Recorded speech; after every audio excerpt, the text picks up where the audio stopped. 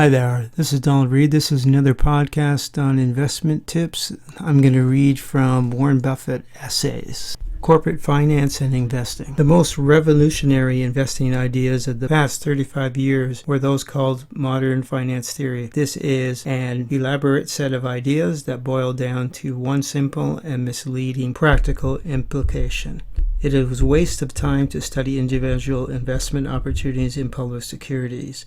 According to this view, you will do better to randomly select a group of stocks for portfolios by throwing darts at a stock table than by thinking about whether individual investment opportunities make sense. One of modern finance theory's main tenets is modern portfolio theory. It says that you can eliminate the particular risk of any security by holding a diversified portfolio. That is, it formalizes the folk slogan, "Don't put your eggs all in one basket."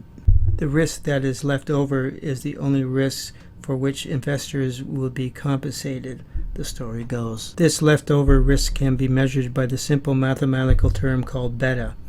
That shows how volatile the security is compared to the market. Beta measures the volatility risk well for securities that trade on efficient markets, where information about publicly traded securities is swiftly and accurately incorporated into pieces. In modern finance stories, efficient markets rule. To invest successfully, you need not understand beta, efficient markets, modern portfolio theory, option pricing, or emerging markets. You may, in fact, be better off knowing nothing of these.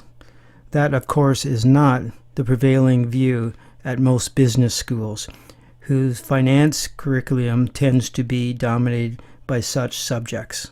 Students need only two well-taught courses: how to value a business and how to think about market prices. I wasn't really going to go down this rabbit hole, but it's been an interesting day, so I thought I'd touch a little bit about this. It's just like somebody doing something to you and then shifting the blame onto you and getting on like you're the problem when they won't own up to their, behavior patterns or inappropriate mindsets. The same thing goes with a wealth imbalance. Some people do not want you to be rich. They want to keep the wealth imbalance in our society. And I think Warren Buffett and Charlie Munger basically talk about this in a slight type of way. And the truth of the matter is they're saying that it's not being taught properly in the colleges and the universities. So what does that cause? It causes a wealth imbalance. So, students and people that want to get into economics and finances, they have to come over to the winning side and basically read The Intelligent Investor, Benjamin Graham, and listen to Warren Buffett and listen to podcasts like this and listen to, Charlie Munger if they come over to the winning side. It's unfortunate that our society thinks like this, and it's unfortunate that some people do not want you to be rich, and some people do not want you to have a better lifestyle, and they want to keep the struggle and the power imbalance and the wealth imbalance. And I felt like because of the day I had today, I thought that I would just kind of touch on that. And some people probably find that inappropriate, but hey, it's not about some people being able to get it and other people living in lack and shifting the blame onto people that want to live better lifestyles. I should probably get some chamomile tea after that, hey, calm myself down a little bit. Buffett says when looking at notes, if it sounds too complicated, management is trying to hide something.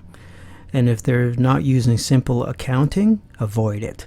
Your goal as an investor should be to purchase at a rational price, a part interest in an easy to understandable business whose earnings are virtually certain to be materializing higher 5, 10, 20 years from now. This podcast was from the book The Essays of Warren Buffett, Lessons in Corporate America. I think I'm going to stop there for a bit there. Anyways, have a good day. Have a Merry Christmas and a Happy New Year. Take care. Bye for now.